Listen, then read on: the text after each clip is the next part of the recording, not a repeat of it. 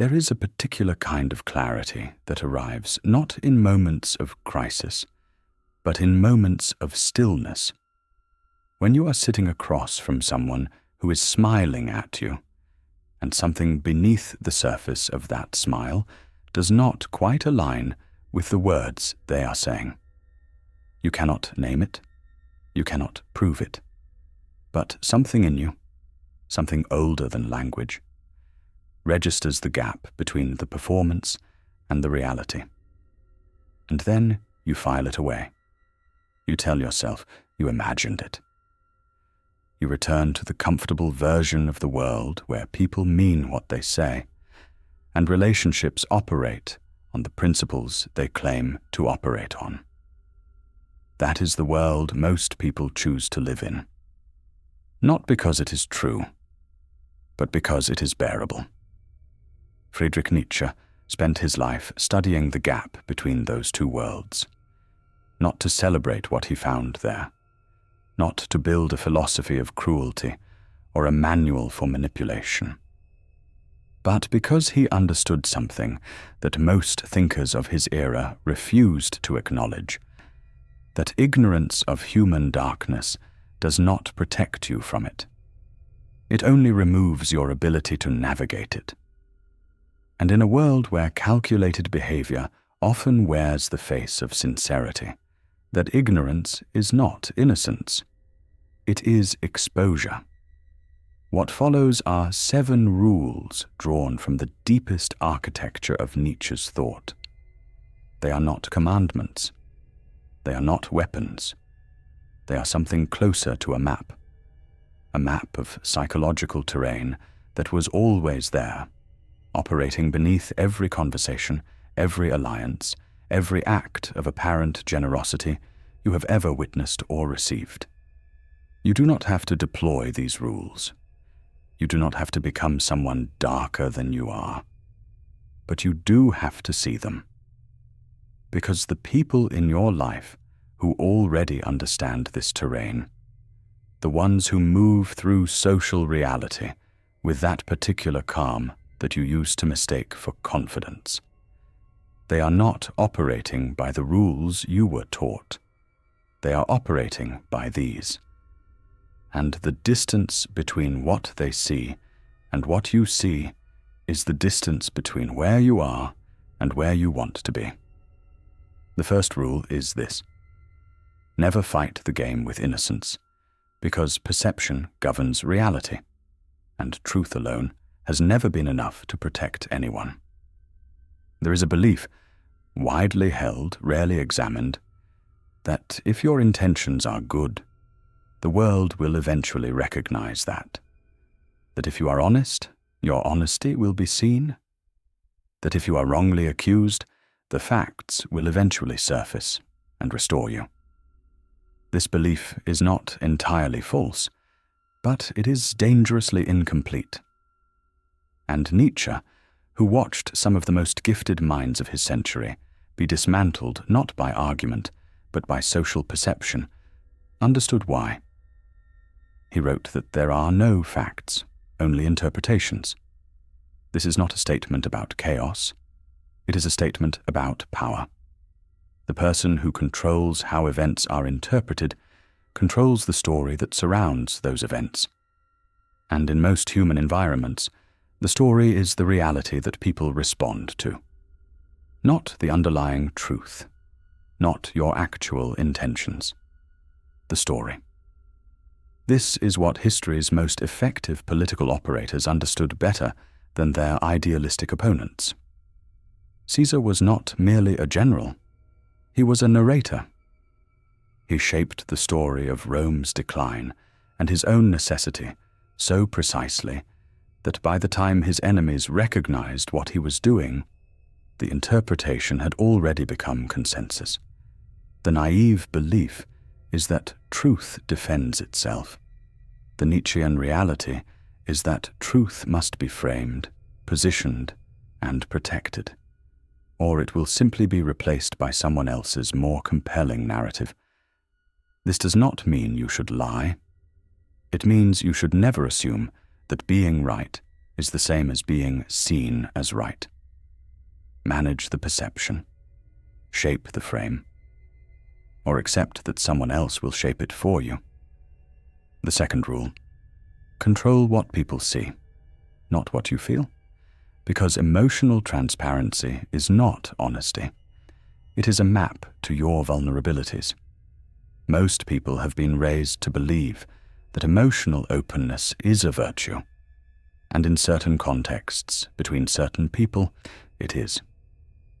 But Nietzsche observed something about the social use of emotion that makes most people deeply uncomfortable. In environments where not everyone is trustworthy, the full display of your emotional responses tells observant people exactly where to apply pressure. Your anger tells them what you cannot tolerate. Your anxiety tells them what you fear losing. Your enthusiasm tells them what you want badly enough to overlook red flags to obtain. This is not a cynical observation. It is a structural one. Information about your emotional reactions is strategic information, and in any environment that contains people who would use it against you, broadcasting it indiscriminately is not openness. It is vulnerability wearing the costume of authenticity. Nietzsche described the great human beings of history as those who possessed what he called pathos of distance, an internal composure so settled that the world's chaos could not reach the center of them, not because they felt nothing, but because they had separated the inner life from the performed life with enough precision that no one could use one against the other. This is not repression. It is sovereignty. It is the difference between choosing when to be known and being known by accident, in moments you did not choose, to people who did not earn that knowledge. The third rule: do not respond softly to deliberate harm, because weak responses do not signal forgiveness. They signal permission. This is perhaps the Nietzschean principle most widely misunderstood. It is not a call to aggression. It is an observation about behavioral learning. Every social environment, every office, every friendship group, every family system operates on a set of unspoken rules about what is acceptable. Those rules are not set by declaration. They are set by response. When a certain kind of behavior is met with silence, the silence is interpreted as tolerance. When it is met with apology, the apology is interpreted as concession. And gradually, without anyone ever explicitly deciding it, the boundary shifts. Nietzsche was unsparing about this. He believed that the morality of the weak, the morality that called endurance of harm a virtue, was one of the most destructive forces in human history, because it trained those with power over others to escalate, not because they were monsters, but because nothing stopped them. The pattern is not personal, it is structural, and the only way to interrupt it is to respond to deliberate harm in a way that makes the cost of repetition clear. Not with rage, not with cruelty, with clarity, the kind of calm, unambiguous response that communicates, this will not be absorbed, this will not be forgotten, and this will not happen again. The fourth rule: never reveal all your strengths too early, because visibility creates targets before you are ready to withstand them. There is a particular kind of person who, upon discovering they are talented or capable or unusually perceptive, feels an immediate urge to demonstrate it, to prove it, to finally be seen for what they are. And Nietzsche, who himself made this mistake with devastating personal consequences, understood that this instinct, however natural, is one of the most reliably self-defeating impulses in the entire human repertoire. He observed that the will to power in others is not only expressed as ambition, it is also expressed as the need to manage, diminish, or neutralize perceived threats. The moment you reveal the full scope of your capability to someone who is not prepared to celebrate it, someone whose own sense of identity depends on remaining superior to you, you have transformed yourself from a person into a problem. And people solve problems. They do not always do it consciously, but they do it systematically. They begin to undermine, to discredit, to position themselves between you and the opportunities that your ability would otherwise create. The historical pattern here is so consistent, it functions like a law. The advisors who survived monarchs were rarely the most brilliant. They were the ones brilliant enough to make their contributions feel like the monarch's idea. The thinkers who shaped movements were often not the ones who announced their frameworks most loudly, but the ones who introduced their ideas slowly enough that others adopted them without feeling threatened. Let your work become undeniable before you make yourself impossible to ignore. Grow in the spaces where no one is watching closely enough to feel threatened. And by the time they see what you have become, it will be too late to effectively resist it. The fifth rule: understand that respect and affection are not created the same way, because one is structural and one is emotional, and confusing them will cost you both. This is a distinction that almost no one is taught, and the cost of not understanding it shapes entire lifetimes. Affection, the warm, genuine feeling of being liked, of being someone's favorite, is created through availability, warmth, and a kind of continuous emotional generosity. It is volatile by nature. It rises and falls with mood, with circumstance, with whether you happen to be present at the right moment or absent at the wrong one. Affection is real, but it is not reliable. Respect is different in kind, not just degree. Respect is not given. It is structured. It is built through consistency, through demonstrated competence, through the predictable honoring of commitments, and through the absence of desperate behavior. People respect what they cannot fully predict, what they cannot easily manipulate, what maintains its own internal logic regardless of social pressure. Nietzsche observed that in nearly every arena of human interaction, people pursue the love they want, while neglecting the respect that would make them worth loving. They make themselves constantly available and wonder why they are taken for granted. They perform warmth and wonder why people sense, correctly, that the performance can be exploited. The restructuring required here is not a move toward coldness. It is a move toward self-possession. The person who has clear limits, who is genuinely difficult to destabilize, who does not reshape themselves to fit the preferences of every room they enter, that person attracts a different quality of relationship than the person optimized for approval. Not necessarily warmer, but more durable, more honest, built on something that will still be standing when conditions become difficult. And here, the video must pause, because there is a question that sits at the center of all of this, one that some of you are already asking. Why resist this? Why do so many people, when first encountering these principles, feel not relieved but vaguely threatened? Why does the architecture of psychological reality that Nietzsche describes feel, to so many, like something they would rather not know?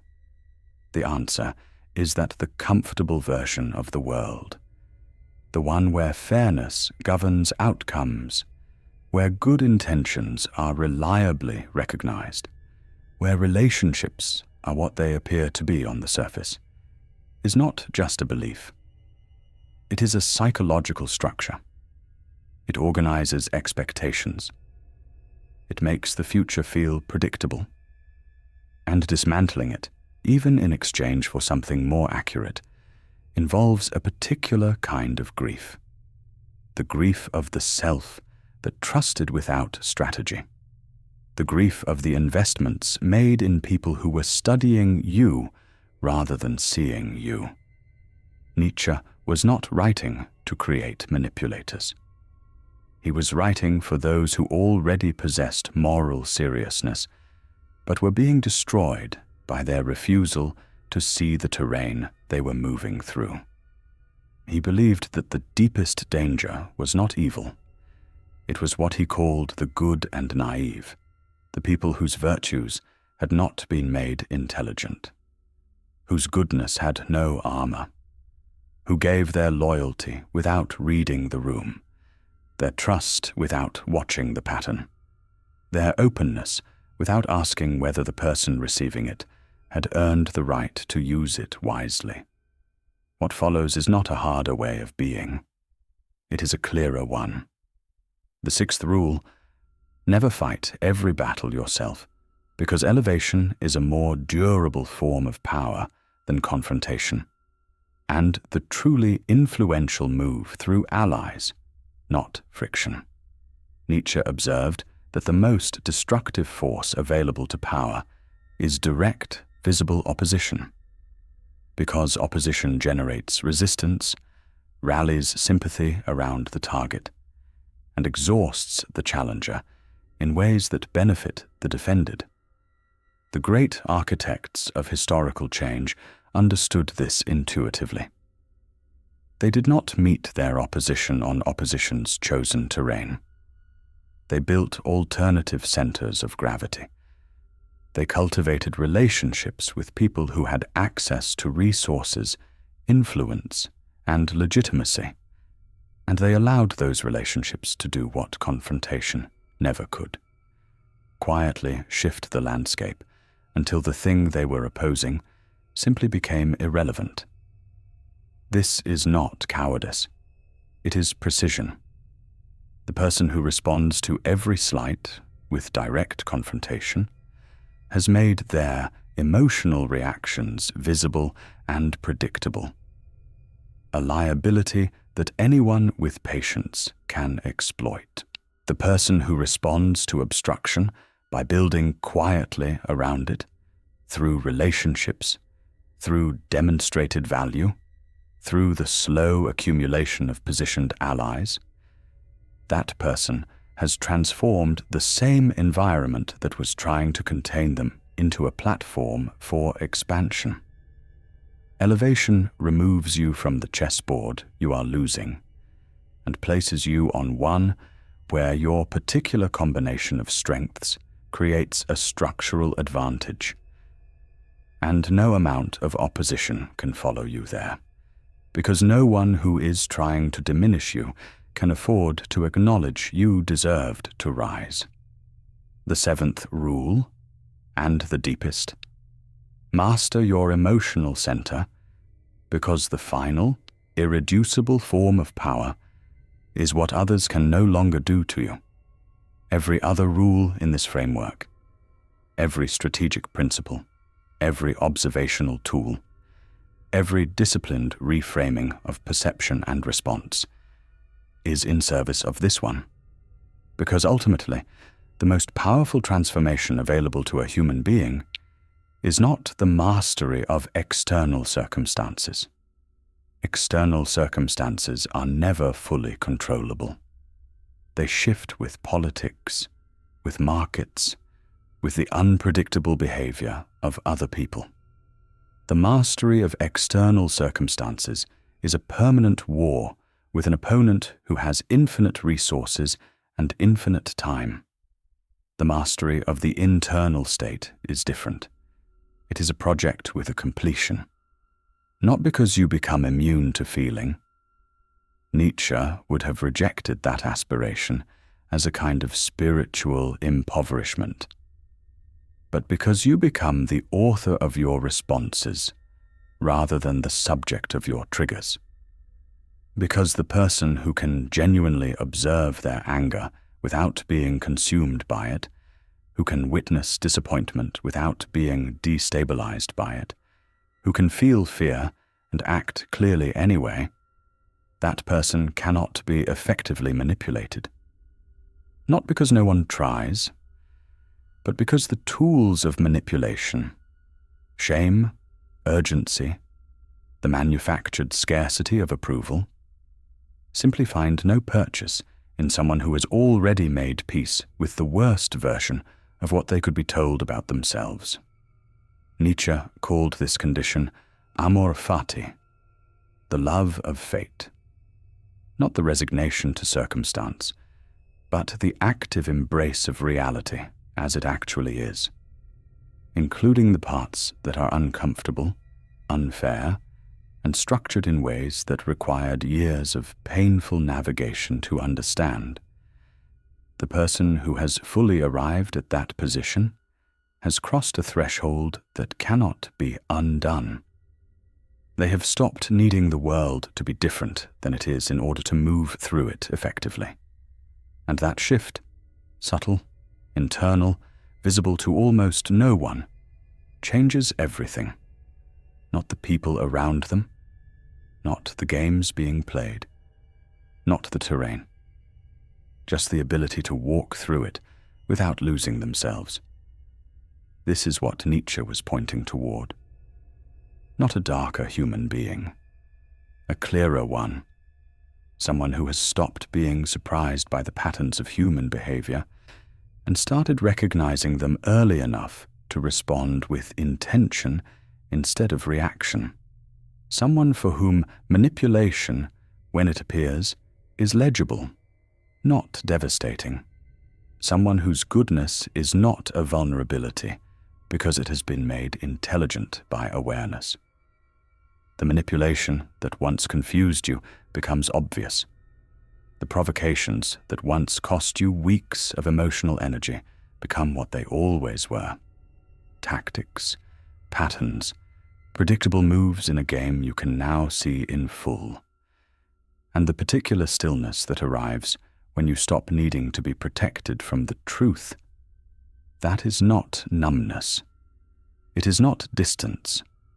It is the specific freedom of someone who has finally stopped flinching and started watching. You do not become harder. You become clearer. And in a world that depends on your confusion, clarity is the most dangerous thing you can carry.